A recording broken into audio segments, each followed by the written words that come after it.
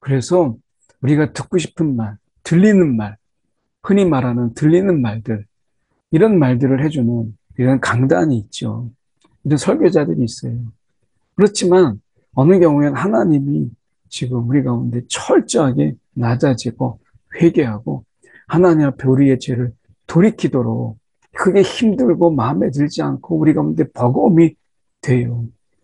뭐 삶을 살아가는 것도 버거운데 하나님이 소망과 희망을 주고 우리 가운데 마음을 좀 가볍게 하는 말씀이 훨씬 더 잘 들리는 이런 세상 아니겠어요? 오늘 본문의 말씀은 예레미야 27장 12절에서 22절까지 말씀입니다. 내가 이 모든 말씀대로 유다의 왕 시드기야에게 전하여 이르되 왕과 백성은 바벨론 왕의 멍에를 목에 메고 그와 그의 백성을 섬기소서. 그리하면 사실이라. 지금 예레미야는 이 사는 비결을 알려주는 거예요. 그러니까 멸망하느냐 사느냐의 문제 속에서 지금 13절에 보면 칼과 기근과 전염병을 말씀하잖아요. 이거는 죽는 이제 멸망의 길이죠. 이거는 이방 나라들에게 하나님께서 말씀하신 것이고 지금 유다 백성들은 하나님께서 사는 길을 제시하세요. 그게 바벨론 왕의 이 포로의 멍에 이 포로의 멍에를 목에 메고 그와 그의 백성을 섬기소서. 그리하면 사실이라. 그래서 이 유다의 그 왕 시드기야, 이 시드기야라고 하는 것은 이제 느부갓네살이 예루살렘으로 쳐들어왔을 때 어떻게 보면 이 자신이 꼭두각시로 세운 왕이 시드기야인데 이 시드기야가 바벨론 왕에 대해서 반역을 도모하는 거죠. 그래서 이런 부분에 대해서 이 예레미야가 하나님의 뜻이 아니다. 그래서 이것을 우려스럽게 이야기하고 있는 것이에요. 어떻게 보면 우리가 이 어떤 왕의 자리에 섰을 때, 그럴 때 뭔가를 해보려고 하는 이런 부분들이 있죠. 우리가 스스로 왕이 되었을 때, 우리가 뭔가 해보려고 하는 이런 섬김이나 아니면 순종이나 이런 부분보다 내가 뭘 하려고 하는 이런 인간의 어떤 이 죄성의 본성이 있어요. 그런 부분이 시드기야에게도 그대로 우리가 나타나는 것을 보게 됩니다. 오늘 말씀 속에서 13절에 보시면 어찌하여 당신과 이 당신의 백성이 여호와께서 바벨론의 왕을 섬기지 아니하는 나라에 대하여 하신 말씀과 같이 칼과 기근과 전염병에 죽으려 하나이까 라고 하는 것입니다. 어떻게 보면 하나님께서 우리가 이 시드기야를 이제 왕에게 이제 말씀하신 어떻게 보면 바벨론 왕을 섬기라 라고 하는 이 부분을 어떻게 보면 우리가 기도 한마디 듣고 그리고 그것에 대해서 우리가 이 하나님 앞에서 지금 하나님의 계획이 무엇이에요? 그들에게 회개를 또 하나님께서 그들이 돌아오기를 구하면서 용서하시고 또한 그들이 돌아오기만 한다면 하나님이 내리시고자 했던 그 재앙도 하나님이 마음을 돌이키시겠다고 하나님이 그렇게 기회를 줬잖아요.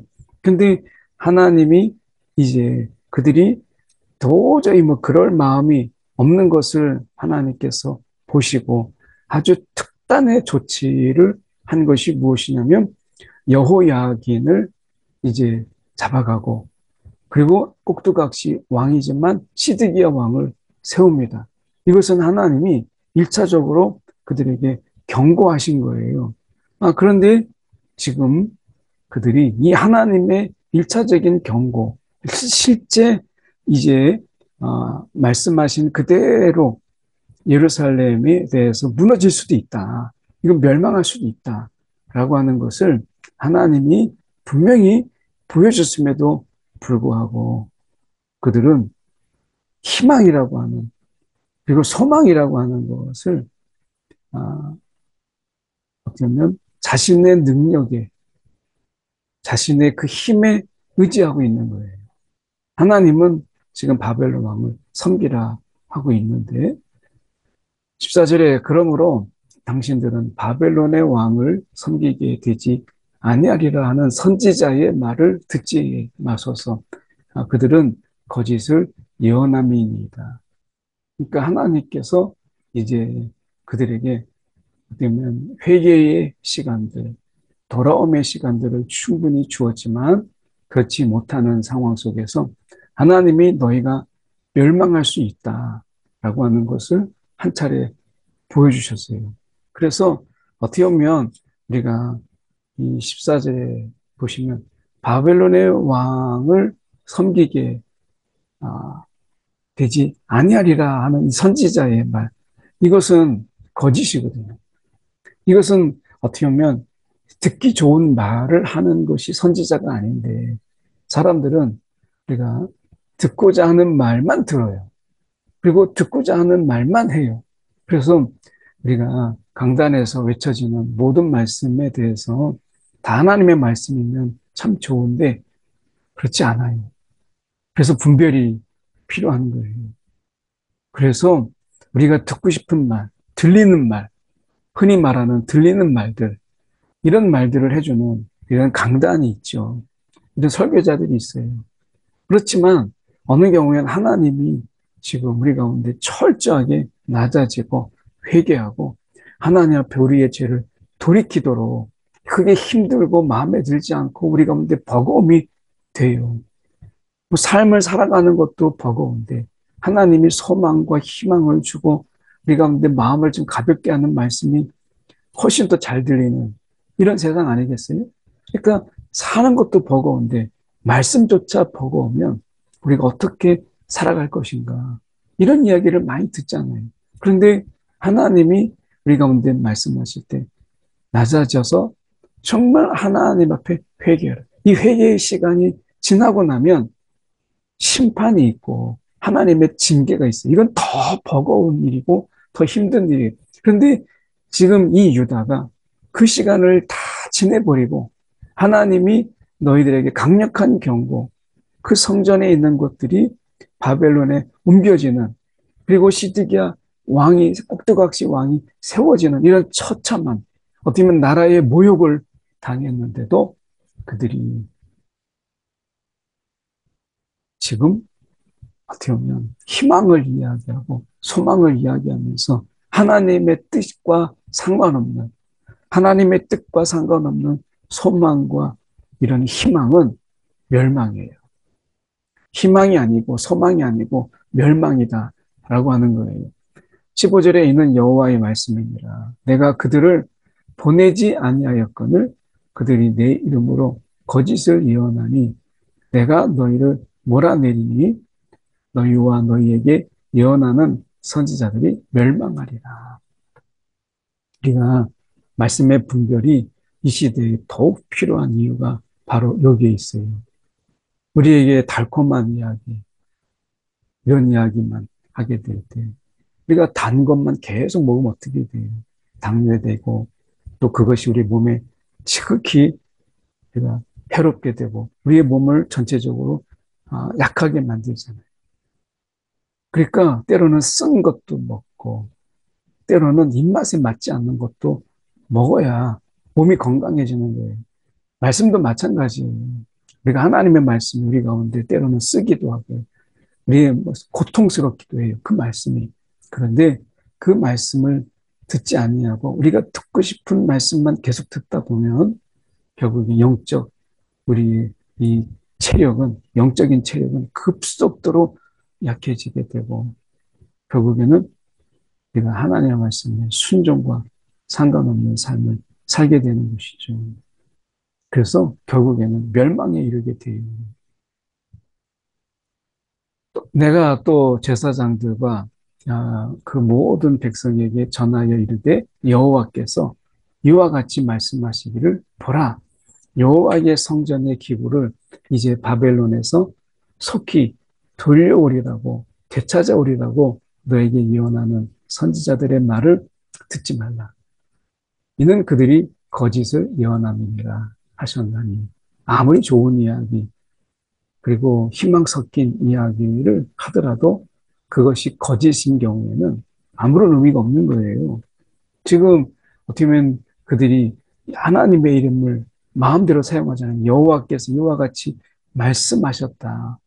보라, 여호와의 성전의 기구를 이제 바벨론에서 속히 되찾아올 것이다. 라고 여호와의 이름으로 우리가 자기가 하고 싶은 이야기, 들리고 싶은 이야기, 어떻게 보면 사람들이 원하는 이야기를 마구 하잖아요. 이것은 하나님의 뜻과 전혀 상관없는 우리가 거짓을 예언함이에요. 그래서 우리가 희망을 이야기한다고 해서 다 하나님의 말씀이 아니고 소망을 말씀한다고 해서 다 하나님의 말씀이 아니에요. 심판을 이야기하고 재앙을 이야기하고 때로는 우리 가운데 회개를 촉구할 때 그것이 하나님의 말씀이라는 거예요. 우리가 이런 어떤 분별이 필요한 것이죠. 이 시대를 향한 하나님의 말씀이 뭐냐, 이게 중요한 거 아니겠습니까? 그런데 사람들은 삶도 팍팍한데 말씀조차 그렇게 해서는 못 살겠다. 그냥 듣고 싶은 말씀 찾아가는 거예요. 너희는 그들의 말을 듣지 말고 바벨론의 왕을 섬기라. 그리하면 살리라. 사는 비결을 하나님께서 지금 열어놓으신 거예요. 그것은 그저 그들이 묵묵히 하나님의 말씀대로 그 심판의 시간들, 징계의 시간들을 그대로 살아내는 것, 견디면서 그 시간을 우리가 살아내는 것, 이것이야말로 사는 길이다. 라고 말씀하는 거예요. 길고 긴 어떤 이 멍에의, 이 포로의 멍에의 시간, 이 길고 긴 어떤 그 터널, 이것을 그대로 지나가라. 그걸 지나가라. 라고 말씀하시는 거예요. 이것은 우리가 이 상태에서는 알지 못하지만 하나님이 그 시간들을 통해서 어떻게 보면 70년의 바벨론 포로의 그 시간 속에서 그들을 변화시키고 그들을 다듬어지고 그들을 겸손케 하시는 것을 보게 되잖아요. 지금 당장은 모르죠. 이게 아닌 하나님의 뜻이 아니기를 원하는 마음이 더 강하고 어쩌면 지금 바벨론에 가져갔던 빼앗겼던 성전의 기구들이 속히 돌아옴으로 인해서 이 말의 상징은 이 나라가 회복된다라고 하는 거 아니겠어요? 시드기야가 어쨌든 꼭스각시 왕이지만 자기가 뭔가를 해보고 싶은 이런 마음이 너무 앞선 거죠. 오늘 우리가 주인 되었을 때 딱 그래요. 하나님의 말씀보다는 내가 누구인가를 보여주고 싶고 내 이름을 드러내고 싶은 일들이 더 많은 거예요. 만일 그들이 선지자이고 여호와의 말씀을 가지고 있다면 그들이 여호와의 성전에와 유다의 왕의 궁전에 그리고 예루살렘에 남아있는 기구를 바벨론으로 옮겨가지 못하도록 만군의 여호와께 정말 간절하게 구해야 될 것이다. 만약 그들이 선지자라면 성전과 궁전과 예루살렘에 남아있는 그나마 남아있는 많은 기구들 이것들을 다 옮겨가지 않도록 정말 하나님의 궁유를 구하고 하나님 앞에 정말 간절함으로 애통하는 마음으로 구해야 된다라고 하는 것입니다. 남아있는 게 뭐겠어요? 기둥이 남아있어요. 이 기둥들은 야긴과 보아스라고 하는 이름이 붙여진 것으로 이건 노수로 만들었어요. 높이가 8.2m, 둘레가 5.5m예요. 이런 기둥들, 큰 대야, 받침, 그리고 이성에 남아있는 몇몇의 기구에 대해서 말씀하시는 이런 것들이 남아있는데 이런 것들을 다 빼앗기지 않도록 바벨론으로 옮겨가지 않도록 기도하라. 하나님께 정말 간절히 구하라 라고 하는 거예요. 그게 선지자의 일이다. 하나님의 궁유를 내가 구하라 라고 하는 거예요.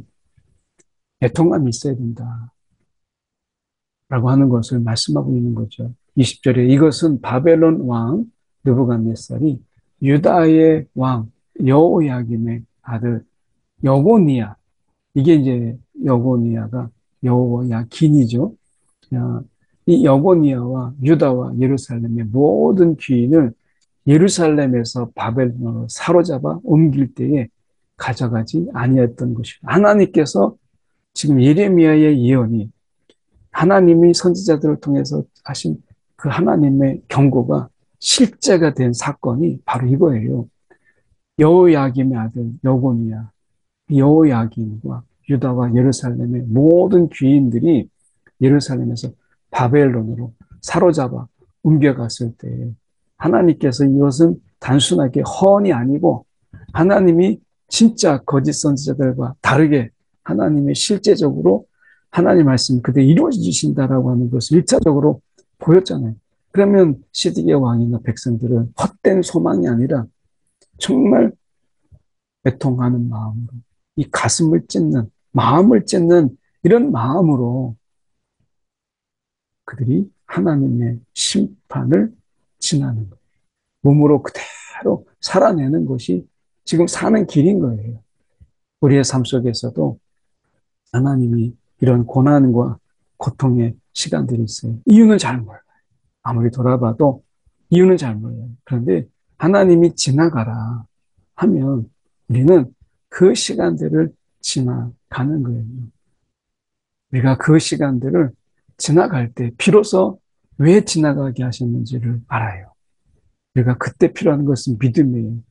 그래서 지나가기 전에 몰랐던 것을 모르기 때문에 지나가지 않는 것이 아니라 모르지만 하나님이 지나가시라 하면 지나가면 알게 되는 거예요. 그래서 때때로 우리 가운데 이해가 중요한 게 아니라 순종이 중요한 거예요. 이해가 되지 않더라도 순종이 앞서면 나중에 하나님이 이해되게 하시는 것이죠. 하나님의 일은 그런 일이 많아요. 21절 만군의 여호와 이스라엘 하나님께서 여호와의 성전과 유다의 왕과 왕의 궁전과 예루살렘에 남아있는 기구에 대하여 이와 같이 말씀하셨느니라. 22절에 그것들이 바벨론으로 옮겨지고 내가 이것을 돌보는 날까지 거기 있을 것이니라. 그 후에 내가 그것을 올려와 이곳에 그것들을 되돌려 두리라. 여호와의 말씀입니다. 이미 하나님께서 작정하셨고 하나님께서 계획하셨어요. 그렇다면 이 하나님의 뜻 가운데서 우리가 그저 시간만 보내는 게 아니라 하나님이 이 터널을 지나가게 하셨을 때 우리가 얻게 되는 영적인 유익들, 지혜들, 그리고 분별, 그리고 회개, 회복 이런 것들을 위해서 우리가 더 하나님 앞에 간절하게 기도하는 시간들이 필요한 거예요. 이것을 거역하고 소망으로 한번 버텨보겠다고 하는 것은 결국 멸망으로 가는 거예요. 오늘 우리가 하나님의 뜻이 다 이해되지 않더라도 거짓 소망을 붙잡는 또 다른 우상이 우리 가운데 있지 않도록 지금은 기도할 때다 라고 하는 것을 함께 살펴봅니다. 기도하겠습니다. 사랑에 많으신 하나님 아버지, 이 시간 기도합니다. 오늘도 주님께서 우리를 붙잡아 주셔서 하나님, 우리가 하나님의 시간 속에서 심판과 재앙의 시간을 지날 때에 능히 우리가 하나님을 철저히 의지하며 그 시간들을 보내는, 그래서 하나님 앞에 더욱더 우리가 가까이 나아가는 그런 시간으로 삼게 하여 주옵소서. 이해가 되지 않지만, 이유가 뭔지 모르지만, 그러나 그 시간을 하나님과 함께하는 시간으로 우리가 삼는 지혜가 우리 가운데 있도록 인도하여 주시옵소서. 살아계신 예수의 이름 받들어 기도드립니다. 아멘.